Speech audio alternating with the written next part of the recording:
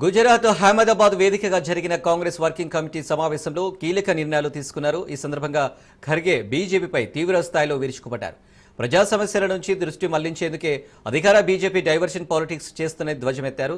మత విభజన సృష్టిస్తూ ప్రజా సమస్యల నుంచి దృష్టి మళ్లిస్తున్నారన్నారు.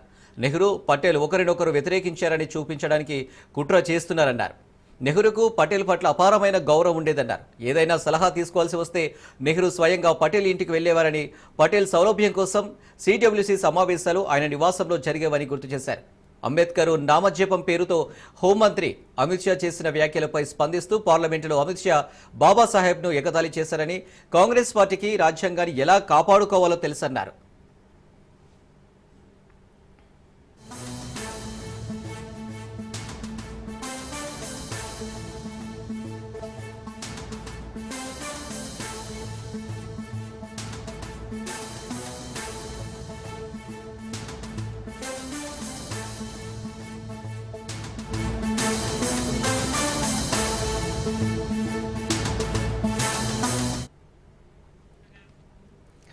భూపాలపల్లి వాసులు మయన్మార్ ఆర్మీ చేతిలో బందీలుగా మారారు. ఏజెంట్ల మాటలు నమ్మి ఉద్యోగాల కోసం మయన్మార్ వెళ్లారు మహముత్తార మండలానికి చెందిన యువకులు. అయితే నిమ్మగూడెం గ్రామానికి చెందిన అజ్మీరా సంతోష్, దొబ్బలపాడుకు చెందిన లావడియా విజయ్ మోసపోయారు. బ్యాంకాక్, థాయిలాండ్ దేశాలకు తీసుకువెళ్తామని నమ్మించి పాస్పోర్ట్లు, సర్టిఫికెట్లు తీసుకున్నారు ఏజెంట్లు. మయన్మార్ తీసుకువెళ్లి 2 నెలలు కూలీ పనులు చేయించారు. 2 నెలల తర్వాత ఏజెంట్ అక్కడి నుంచి పరారయ్యారు. దీంతో మయన్మార్ ఆర్మీ చేతిలో వారిద్దరు బందీలుగా మారారు.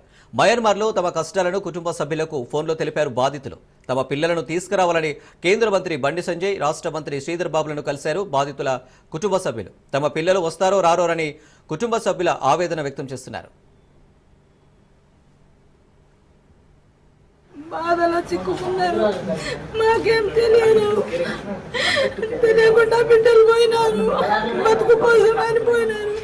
ఎక్కడో అప్పు సప్పు చేసి తోలినాము. కానీ ఏజెంట్లు మోసం చేసి బిడ్డలను మోసపడేలా చేసినారు. బండి సంజయ్ సార్ దగ్గర పోయినాము 2-3 సార్లు. సార్ ఏం అనటం లేదు, వస్తారు. మళ్ళీ శ్రీధర్ బాబు సార్ దగ్గర వెళ్ళినాం. శ్రీధర్ బాబు సార్ కూడా వస్తాడమ్మా ఎవరేం చెప్పటం లేదు. రేవంత్ రెడ్డి గారు సార్ మాట్లాడి మా బిడ్డలను రక్షించారు.